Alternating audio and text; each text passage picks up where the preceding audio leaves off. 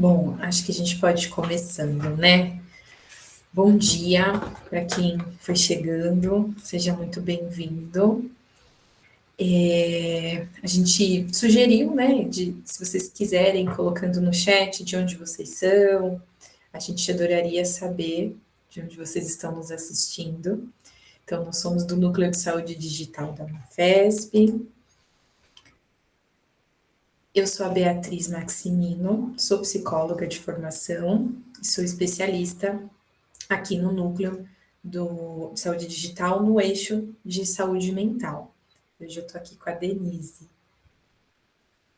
Bom dia, sejam todos bem-vindos. Sou Denise Miyamoto, sou terapeuta ocupacional de formação e estou como supervisora no Núcleo de Saúde Digital, no eixo de saúde mental na atenção básica. Estou aqui para apoiar a Bia hoje, acompanhar a conversa de vocês. Acho que vai ser um bom encontro. Bom, hoje nós vamos falar um pouquinho, né, uma pincelada, porque é um tema muito amplo, né, da comunicação de más notícias no campo da saúde. Então, quais serão os nossos objetivos aqui hoje, né? Compreender o conceito de má notícia, discutir fundamentos éticos, reconhecer o papel multiprofissional e aplicar os princípios da comunicação, né?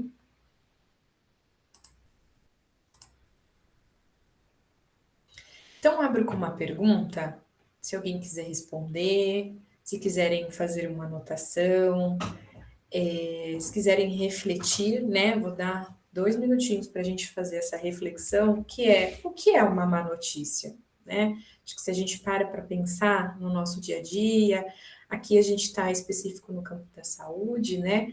Mas o que será que é uma má notícia? Vou dar 2 minutos para vocês pensarem.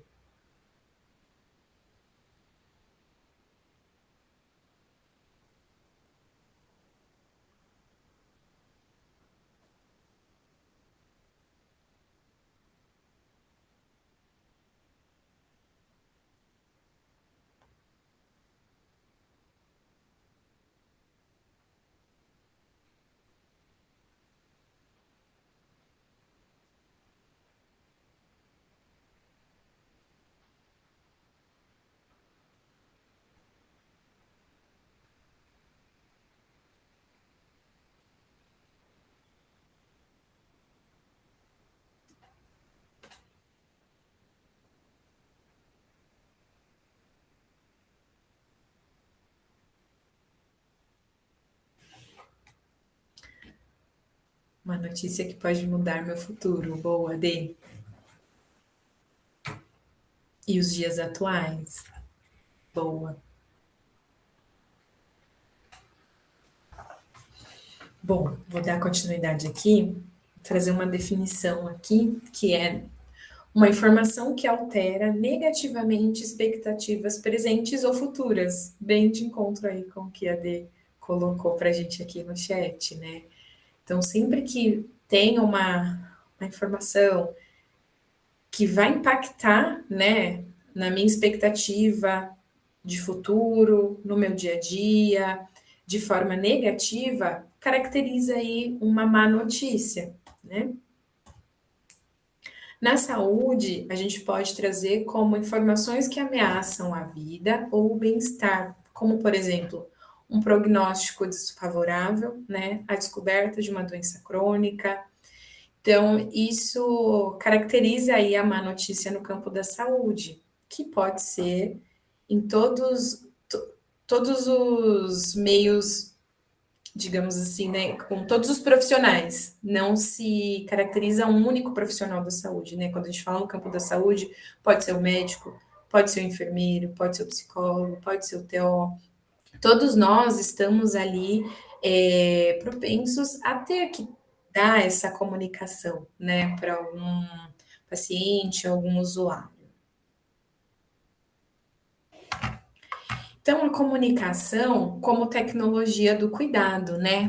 O Emerson Elias Merry, ele fala do vínculo da escuta e produção do cuidado. Ele considerou esses 3 tópicos, né, como tecnologias importantes geradas na relação interpessoal entre trabalhador e usuário. Então, quando eu crio vínculo, né, com o meu paciente, com o meu usuário que está ali diante de mim, eu automaticamente vou também para uma escuta mais atenta, né? Eu estou ali com aquela pessoa, centrada nela, né? E daí eu gero um cuidado, né? Eu faço uma produção de cuidado com o que eu vou falar. E a gente pode falar também da empatia, né? Se colocar no lugar daquela pessoa que está recebendo ali uma, uma notícia ruim, para que seja menos impactante possível, menos traumática possível, digamos assim, né?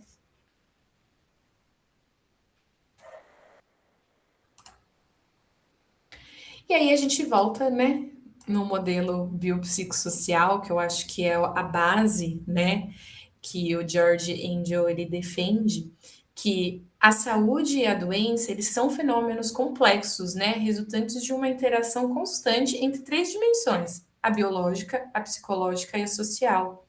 A gente não foge muito disso, né? Eu acho que nas nossas webs a gente tem muito enfatizado isso, porque é o que realmente conduz ali a vida do ser humano, da pessoa, do usuário que está ali na nossa frente, né? Então vai impactar no campo biológico, vai impactar no campo psicológico e vai impactar ali em fatores sociais no dia a dia dessa pessoa. Então é muito importante a gente ter isso em mente, porque a gente está comunicando com um ser completo, né?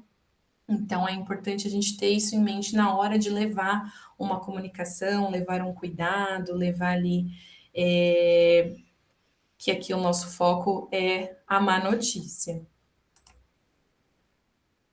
E aí, fundamentos éticos, né, para isso, acho que é importante a gente pensar, né, na autonomia, na beneficência e na não maleficência e na justiça, que impacta isso na pessoa, né? Então, quando a gente vai comunicar uma má notícia, a gente pode estar ali falando algo sobre a autonomia da pessoa, né? Pensa uma pessoa ali autônoma, digamos assim, né?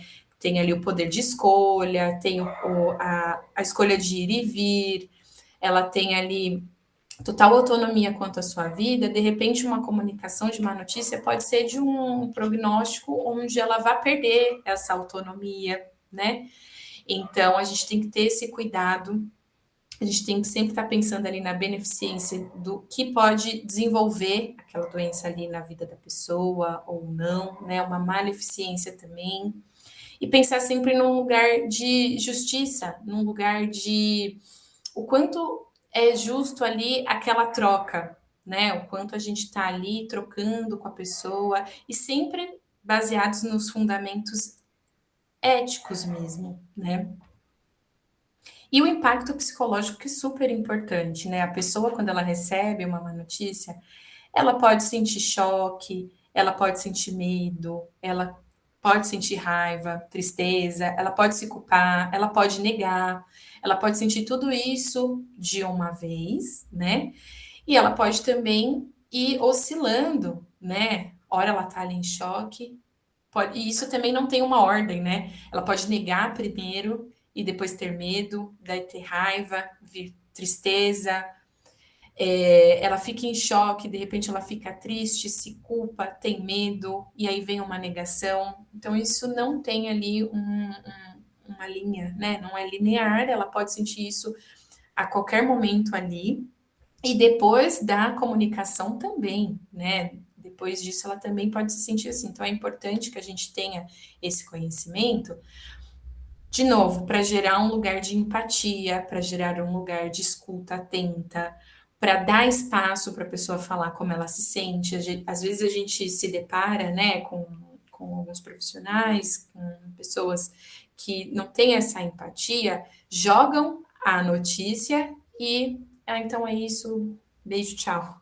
E não é bem isso, né, que a gente deve se propor enquanto profissional da saúde, que se importa com a pessoa, né? A gente precisa ali dar um tempo, ver como a pessoa vai se sentir, estar atento para uma escuta, para um acolhimento, né? Tudo isso é importante. Aí eu vou falar um pouquinho aqui da teoria do coping, né, do enfrentamento, acho que vocês já devem ter ouvido falar. Lazarus e Folkman, eles falam da avaliação e enfrentamento. Foi desenvolvido, né, por esses dois teóricos e se refere aos esforços cognitivos e comportamentais utilizados para administrar demandas específicas, internas e externas, que são avaliadas como estressantes. Daí eu trouxe aqui um esqueminha, né? Acho que fica visual, dá para a gente entender, né? Como que se dá, né, esse processo de avaliação cognitiva do estresse, né? Então, ele é dividido em duas etapas. Ele é um modelo transicional, tá? Ele pode passar de um para o outro, né? Sem uma ordem, né? Tem a avaliação primária. Então, o que que é a avaliação primária, né? O indivíduo analisa a situação, ele define se representa um perigo, se representa uma ameaça, um dano ou um desafio. E o que que essa pessoa analisa nesse momento, né? Isso internamente, né? O perigo pode causar dano físico ou emocional imediatamente, né? Uma ameaça que pode causar dano no futuro, um dano, se o dano já ocorreu, né? E o desafio, oportunidade de crescimento e superação. Tudo isso são ferramentas internas, né? Inconsciente, digamos assim, a pessoa ela não está ali pensando conscientemente num esquema cognitivo ali consciente, mas isso é como o cérebro ele recebe, né, essa informação.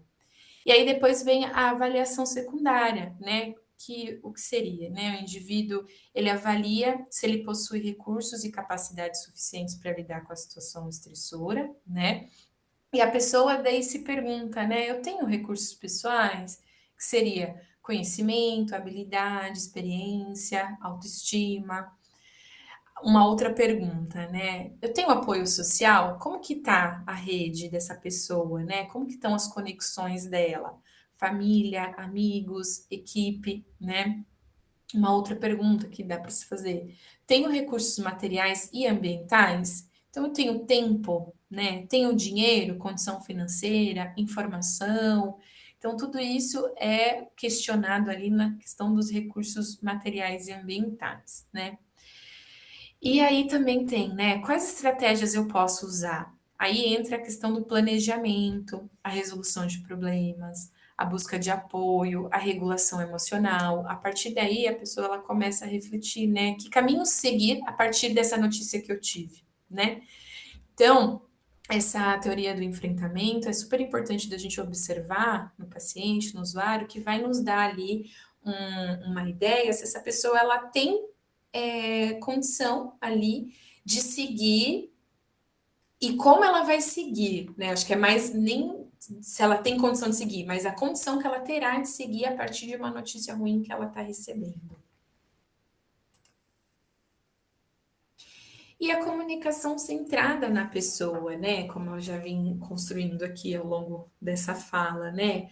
Uma escutativa, uma linguagem clara, decisões compartilhadas, né? É muito importante fazer com que a pessoa também esteja presente nas decisões que vão ser tomadas ali, como, por exemplo, num prognóstico de uma doença, por exemplo, de um câncer, né? O profissional da saúde, ele sabe o que é o caminho melhor ali para a condição ali do tratamento, né? Mas é muito importante convidar essa pessoa também a participar das decisões, né? Eu já vi casos de pessoas que não queriam passar por procedimento de químio, de rádio, e aí o profissional da saúde, claro que tem a questão da ética, né, que ele precisa ali oferecer o melhor para o paciente, mas é muito importante também ouvir o que essa pessoa tem a dizer, né, se ela quer seguir, se ela não quer. Então, já ouvi casos de pessoas que não queriam, depois refletiram a partir a comunicação, né, de como ela foi acolhida e ouvida por aquele profissional da saúde, por aquela equipe, né, geralmente é uma equipe que vai lá comunicar, e aí ela muda de ideia, porque aquele primeiro momento, né, lembra, eu falei do choque, no primeiro momento pode vir um choque, e depois ela refletindo, ela pode voltar e seguir ali o tratamento indicado, né, do que o profissional da saúde, os profissionais da saúde indicam, né?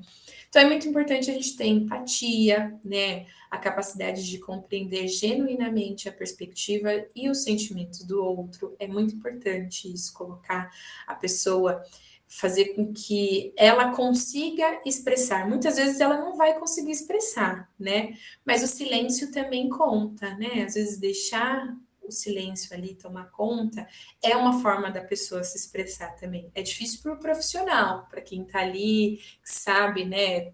Quando a gente comunica uma notícia ruim, uma má notícia, a gente sabe que pode mudar a vida da pessoa, né? Então, o silêncio que ela pode trazer a partir disso também conta como ela também expressando, né? Ela talvez ainda não tenha recurso, ela ainda não tenha consciência do quanto aquilo ali pode impactar, então o silêncio faz parte também.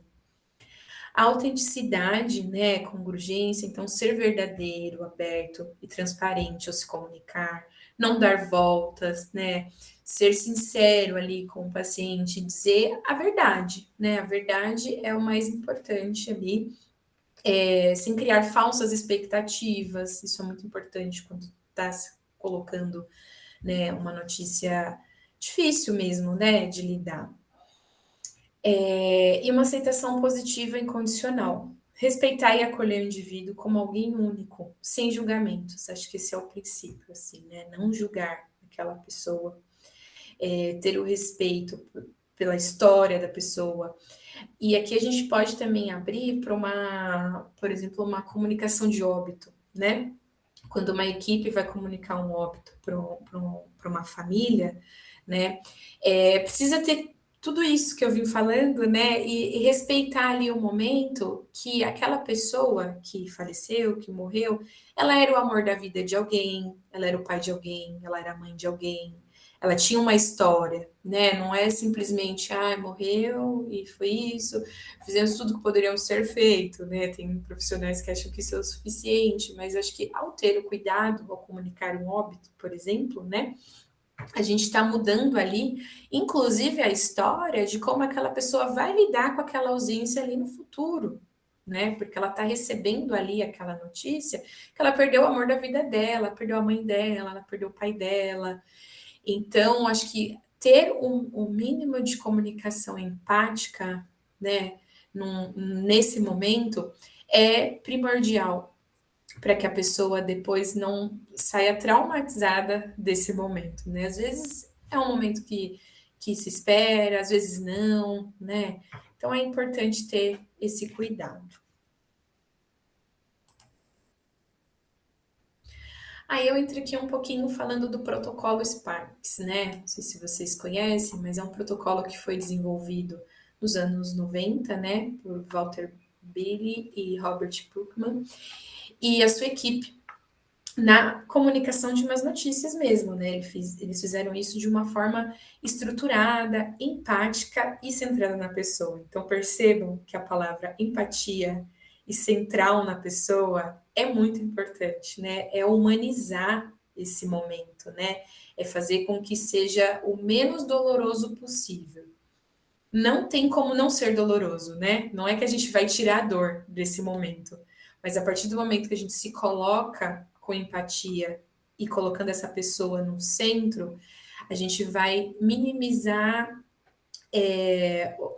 o trauma num sentido de tentar. Na verdade, a gente não vai minimizar, a gente vai tentar minimizar, né? Tentar diminuir o trauma, mas a dor ela vai estar presente, não é que a gente vai excluir a dor, ela vai estar presente, o que a gente vai tentar fazer é que seja feito de uma melhor forma. E esse modelo, ele organiza a conversa em 6 etapas, né? Que é justamente para ajudar um profissional a preparar o ambiente, a compreender as necessidades do paciente, do usuário, a transmitir informações difíceis e planejar os próximos passos do cuidado. Então, aqui eu trouxe mais um quadro que eu acho que também pode nos ajudar a compreender, né, o que é o protocolo, né? É uma estrutura de comunicação para más notícias, que é dividido aqui em 6 etapas, cada letrinha do Spikes significa algo, né? Coloquei aqui em inglês e a tradução. Então, o S é o setting, né? A preparação. Então, o que significa, né? É preparar o ambiente e o profissional. Então, a gente não pode chegar para dar uma má notícia de qualquer jeito, né? A gente tem que se preparar também, tem que respirar, né? Tem que respirar fundo, tomar uma água, porque a partir daquela notícia ali a gente pode estar mudando a vida da pessoa que está recebendo essa informação, né? Seja pelo prognóstico ruim de uma notícia, de uma doença, seja por um óbito, seja por qualquer outro motivo, né? Mas a gente precisa se preparar porque a gente vai mudar a vida da pessoa dali para frente, né? E o objetivo disso é garantir privacidade, um tempo adequado e um conforto para a conversa. Então, ter uma salinha, né, é importante, ter um espaço, que seria, né, ali já entrando nas principais ações, escolher um local reservado, sem interrupções. Então, não vai ser ali na sala de espera que a gente vai falar, né?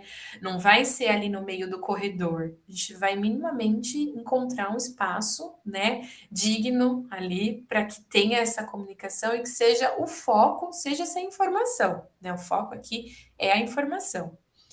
Então, sentar-se na mesma altura do paciente ou do familiar, né, no caso de uma comunicação de óbito, por exemplo. Avaliar quem deve estar presente. Então, não é, tem uma família ali que está lá, tio, tia, avó, avô e tal. Será que todo mundo precisa entrar? Ou os principais envolvidos deveriam estar presentes, né? Acho que é avaliar isso também e acho que abrir também para a pessoa, né? Questionar quem ela gostaria de estar nesse momento ali que vai ter uma conversa importante. E aí a pessoa pode escolher também, né? Acho que se ela quiser que vá todo mundo, tudo bem, né? Desde que todos sejam comportados ali dentro de uma sala e estejam confortáveis para receber aquela informação, né? Organizar informações e resultados, então não posso chegar lá de qualquer forma, né? Eu preciso ter ali as informações na minha mão, mostrar, se for necessário mostrar algo, né? Por exemplo, resultados de exames. É importante eu estar ali com aqueles resultados, mostrar e ter um momento para estar preparado para o momento, né? E me preparar emocionalmente também. Algumas pessoas pensam que porque é profissional da saúde não sente, muito pelo contrário, sente, é saudável que sinta, né?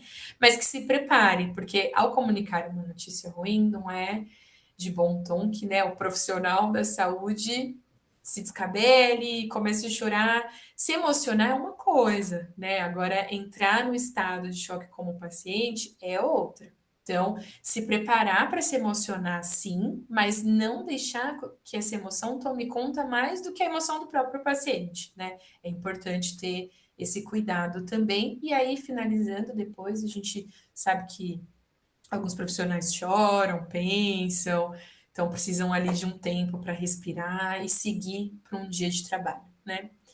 E aí algumas dicas práticas, né? Desligar o celular, evitar ambientes de passagem, né? Como falei, corredor, sala de espera, ter água disponível ali, tanto para as pessoas que estão recebendo a notícia, quanto para si, né? Às vezes é uma notícia tão difícil de dar que a gente precisa também respirar durante, tomar uma aguinha, sentir relaxado dentro do possível para poder estar ali passando segurança e acolhimento para a pessoa, né?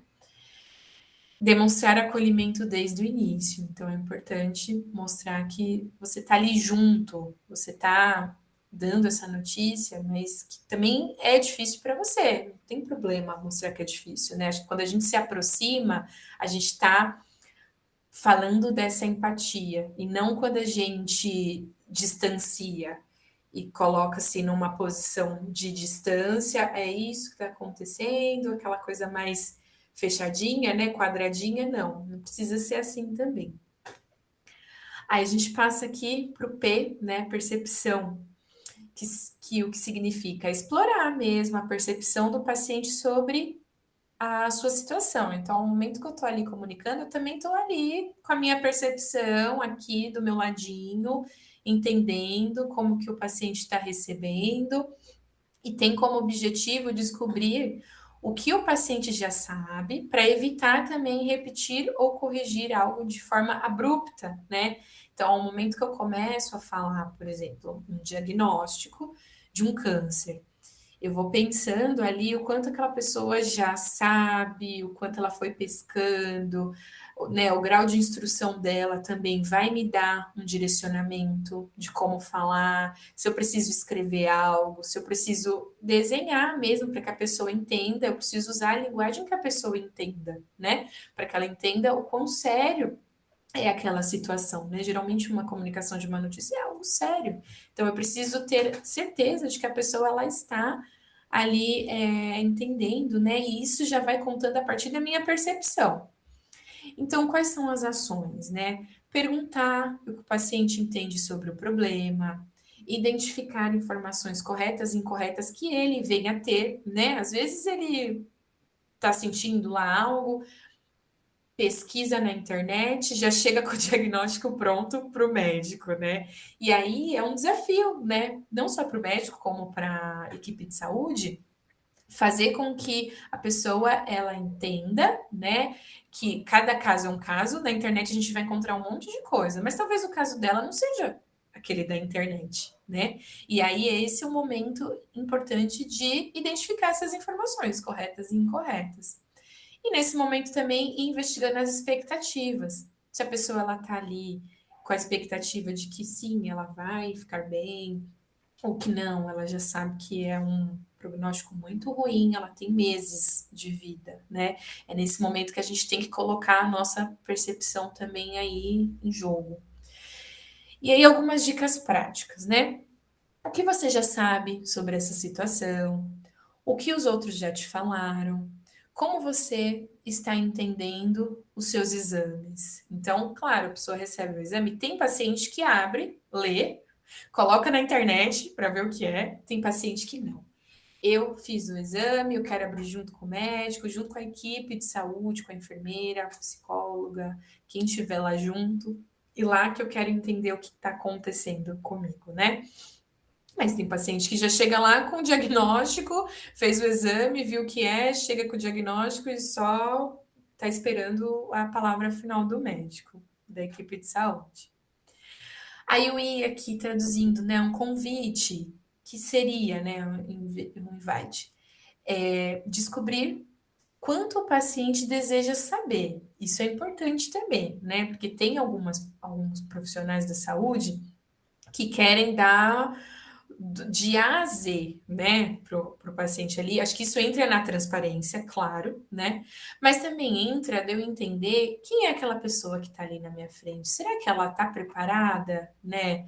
Será que ela está preparada para receber essa informação? Até que grau, né? Então, o objetivo é respeitar o grau de informação que o paciente deseja receber também. Às vezes ele não está preparado, às vezes também. Claro que na comunicação de óbito a gente precisa falar o que aconteceu, né? Inclusive para crianças, é importante, né, comunicar o óbito e dizer o que aconteceu, mas isso é um campo mais. Isso acontece mais pensando na família, né? Mas se, por exemplo, tá uma mãe com uma criança e não tem com quem deixar a criança ali, a criança precisa entrar junto na sala para receber a comunicação do óbito do pai, né?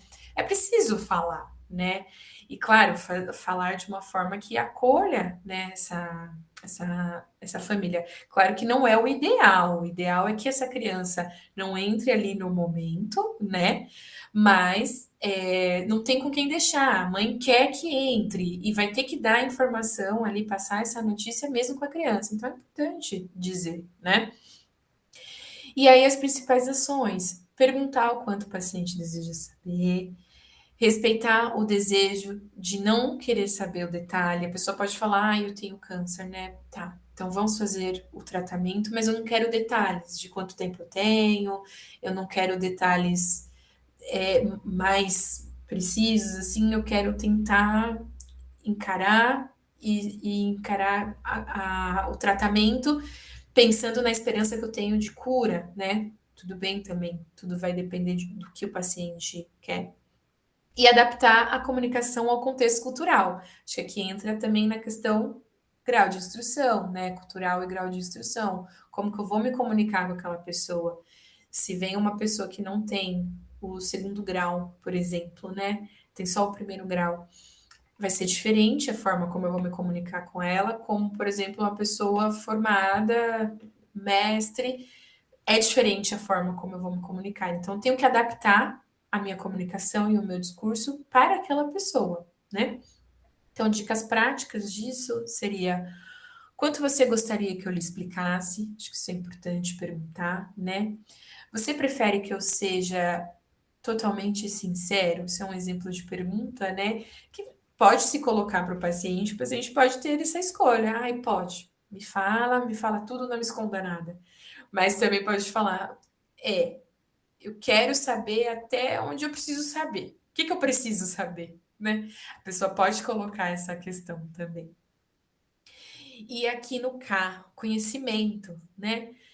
Transmitir a notícia de forma clara e direta, que é o objetivo informar de maneira compreensível, sem euforismos, sem pequenos blocos, né? Então, ser diretivo, mas levando em consideração todos os outros pontos também, para também não chegar e vomitar, né? Uma informação tão importante que a pessoa paralisa assim, não sabe nem onde eu tô, para onde vou, que é isso que acontece, né? Em algumas situações a pessoa fala de forma tão rápida, é isso, estamos aqui à disposição, vai, fecha a porta e a pessoa fica ainda paralisada. Então, o protocolo Spikes é justamente para fazer com que a gente observe o tempo da pessoa também, né? E não saia falando, pensando nos próximos compromissos que eu tenho. É importante estar ali, presente no momento, o famoso aqui e agora, né? E as principais ações são avisar que a notícia não é boa, falar de forma clara e objetiva, evitar termos técnicos e euforismos, né? Então, volta ali na questão da linguagem. Vocês podem perceber que um está interligado no outro, né? Porque é uma forma coesa mesmo, né? Uma comunicação coesa, não é em blocos, né? É coeso ali aquela comunicação. Pausar após a informação para absorção, né? Então, eu dou a informação, eu pauso, respeito o tempo, respeito o silêncio se for necessário, né? E aí depois retomo para ver como que a pessoa ela tá elaborando, absorvendo, entendendo aquela notícia, né? E aí dicas práticas, né? Pode se começar como, bom, infelizmente eu tenho notícias difíceis para te dar. Usar uma linguagem simples, né? Falar devagar e com empatia. Empatia, eu acho que é a estrelinha aqui da comunicação de má notícia, porque é isso, né? Hoje eu estou dando uma má notícia, amanhã eu posso receber uma má notícia, né? Então, como eu quero me sentir também nessa situação? Porque nós somos seres humanos, né? E a gente está numa área da saúde, que é muito delicada, que hoje eu posso ser o cuidador, amanhã eu posso precisar de um cuidado. Então é sempre importante pensar nisso, porque a roda gira, né? Então eu vou fazer da melhor forma, porque eu também quero receber da melhor forma, né? Passando para o próximo aqui, e as emoções, né? Então, que significa acolher e responder às emoções do paciente. Então, eu não vou sair falando, eu tô vendo que o paciente ele tá chorando, chorando, chorando, chorando, e eu sigo falando, não paro, né? Não me calo em nenhum momento e fico indiferente àquela emoção. Não é esse o objetivo.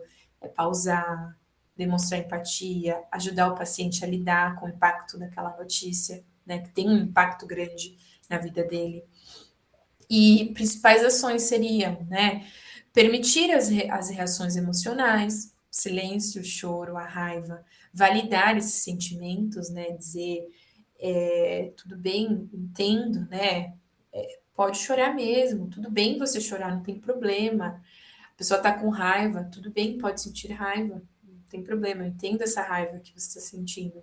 Que isso dá até uma humanização mesmo, né, para essa relação e faz com que a pessoa entenda que é natural aquilo que ela está sentindo. Ela não está sentindo nada fora do esperado, né? Ela não é um- uma pessoa out, né, que está sentindo aquilo e não é esperado. E aí vai depender muito como o profissional tá ali de frente para essa pessoa, né, dizendo ali, tudo bem, você está sentindo isso, não tem problema, pode chorar. Sustentar o silêncio, que é muito difícil, sustentar o silêncio, a pessoa fica em silêncio, a gente fica em silêncio, e aí esse silêncio vai até quando? Sustenta, é importante para aquela pessoa, né? Evitar, minimizar ou mudar de assunto. Então, olha, a senhora está aqui com câncer, é um câncer XPTO e tal, mas ó, tudo bem, tá? Vai dar certo. É um câncer simples, tá? Então a gente vai fazer o tratamento e vai ficar tudo bem. Não é bem assim também, né? A gente não sabe quais vão ser as complicações a partir dali, né? Então evitar minimizar mesmo ali aquela situação. Dicas práticas.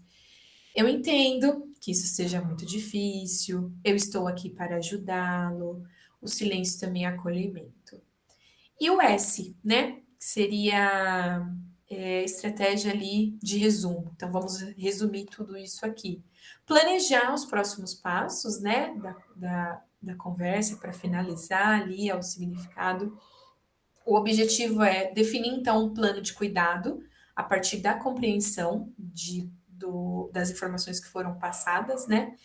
E as principais ações são explicar os próximos passos e ações do tratamento, né? No caso de uma comunicação de óbito, né? Explicar qual que vão ser os próximos passos, o que precisa fazer, quais documentos precisam assinar, quanto tempo esperar, para onde vai. Aí entra a situação entre os prestadores de serviços funerários. Então, explicar tudo isso para o paciente é importante, né? E validando e verificando o entendimento dele a todo momento, porque a pessoa ela pode entrar em estado de choque e não tá ouvindo, né? Então é importante. A senhora entendeu como vai ser daqui para frente? Qualquer dúvida, estou à disposição. A gente vai voltar a falar, se colocar à disposição para voltar a falar com essa pessoa, né? Não simplesmente sumir. Oferecer materiais e contatos, né? Então, a senhora vai seguir o tratamento, precisa agendar um novo exame e vai ser aqui, se não for a equipe ali que está comunicando, passar o contato de quem vai passar. Olha, passa na recepção, na secretária, ela vai te dar os dados que precisa dar continuidade ou vai seguir dando continuidade e combinar os próximos encontros. Dicas práticas, né? Vamos conversar sobre os próximos passos.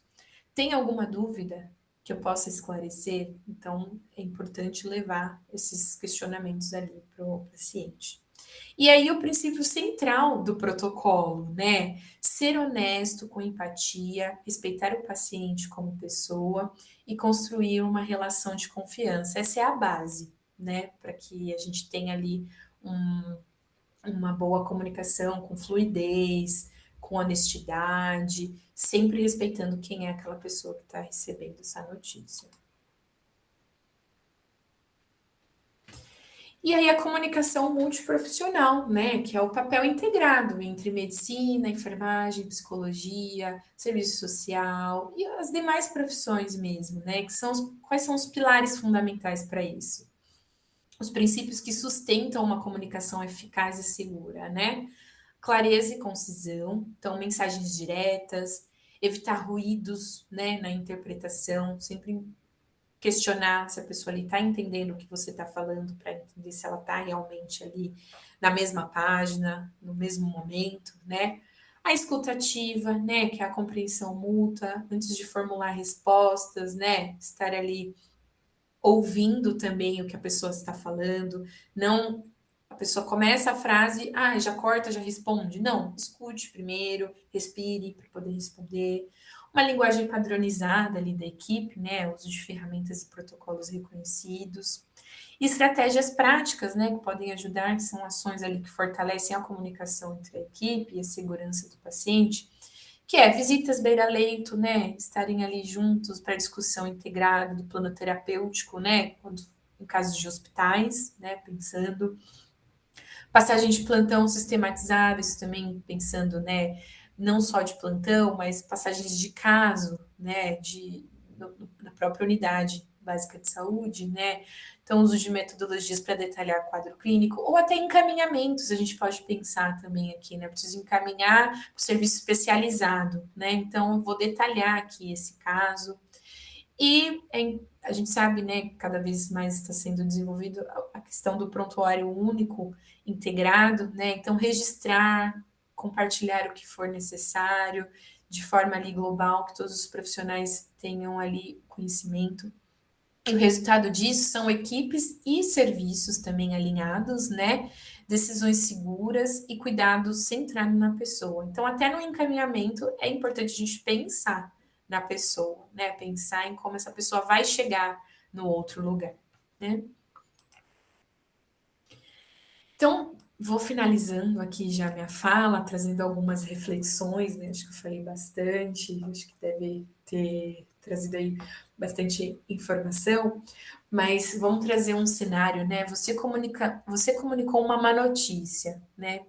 Quando um paciente ou familiar lembrar desse encontro, daqui a alguns anos, o que você gostaria que ele recordasse sobre a forma como ele foi cuidado? Acho que isso é uma reflexão importante de se ter, né?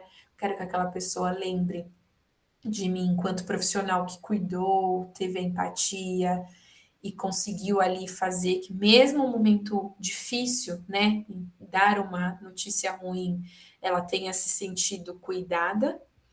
Ou será que daqui a um tempo eu vou me orgulhar em saber que a pessoa que eu comuniquei, que eu não me atentei ali, né, naquele momento, não estive presente com a pessoa, teve diversos desdobramentos, teve um momento péssimo em receber uma notícia, seja de um prognóstico ruim, seja da morte da pessoa, da vida dela, né, querida da vida dela.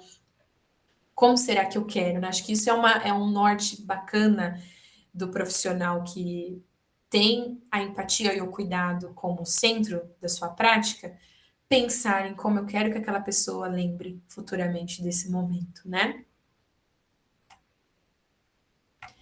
E aqui eu fecho, né, falando que comunicar mais notícias não é apenas transmitir informações, é construir cuidado, vínculo e dignidade em um momento de vulnerabilidade, porque a gente está ali trazendo uma notícia difícil, muito provável no momento onde a pessoa está bem vulnerável, né?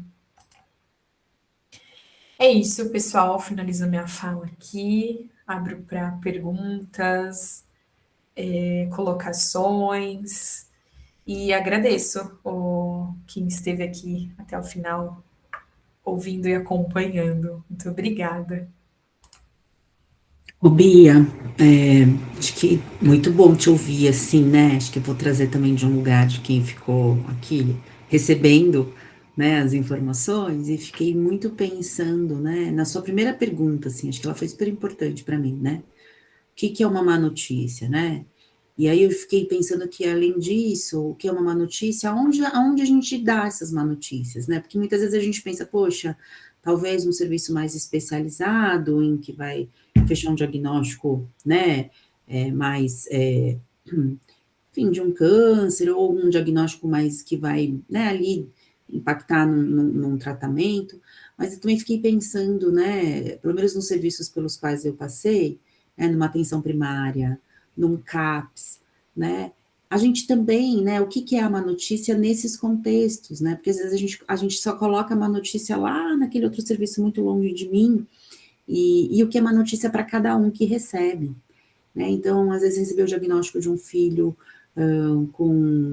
de uma esquizofrenia, ou diagnóstico de uma doença crônica, hipertensão diabetes, que é tão cotidiano para a gente, mas que vai convidar a gente para uma mudança de hábitos e privação de algumas coisas, né, de uma mudança de rotina. Então, também me veio um pouco isso, assim, que às vezes a gente não pensa que isso é uma má notícia, ou que isso vai trazer um impacto, sabe? No dia a dia, assim, e o quanto talvez a gente tivesse que trazer isso, né, para o nosso dia a dia e trazer esse lugar mais empático que você acho que convidou a gente a pensar o tempo todo, assim, né? Então, na correria do nosso dia a dia, numa unidade básica, às vezes isso passa. Ah, uma notícia, né? Mas será? Será que a gente pode fazer isso de um jeito mais cuidadoso, sabe? Exatamente, a má notícia, acho que a reflexão aqui foi de casos mais drásticos, assim, né? Mas ela É, não é só isso, né? uhum, Ela está uhum, presente na UBS quando a pessoa vem e é diagnosticada com uma hipertensão, com uma diabetes, que vai mudar a rotina dela, né? E acho que a definição é exatamente isso, né? Uma notícia que vai mudar a perspectiva futura. Uma uhum, pessoa com hipertensão, ela vai ter que introduzir a medicação no dia a dia dela. A pessoa com diabetes vai ter que mudar a rotina no sentido de alimentação, introduzir medicação, vai mudar o, o mundo presumido dela, né, de como ela vinha vivendo. E aí aconteceu de vir o diagnóstico, então não precisa necessariamente ser, né, a notícia de um câncer, né, que vai é, mudar. Acho que a gente leva para esse lugar que muda drasticamente também. Mas acho que esses pequenos diagnósticos, que não são pequenos, a gente está colocando aqui como pequeno, perto, né, de um câncer, mas são diagnósticos que mudam. Uma mãe que tem ali o diagnóstico de um filho, TEA, que vai ter que correr atrás de diversos tratamentos, né? Vai mudar a rotina dela completamente. E eu acho que é uhum, isso, né? uhum. Cabe exatamente nesse lugar também, o vínculo, a escuta centrada na pessoa, o cuidado tem que ser o mesmo, né? É, é.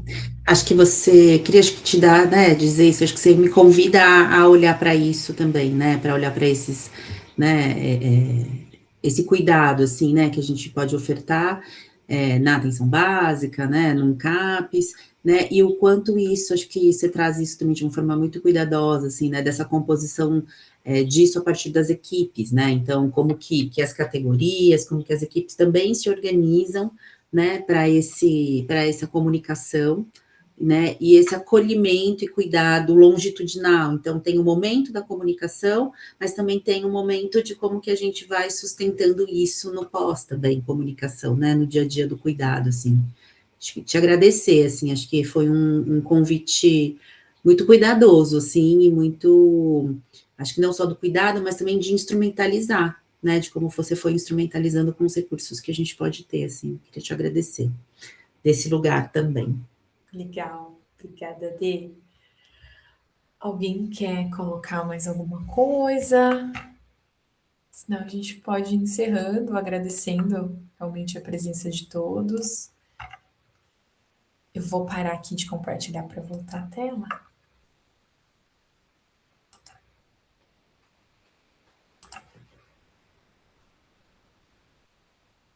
Obrigada a quem ficou aí até o fim conosco.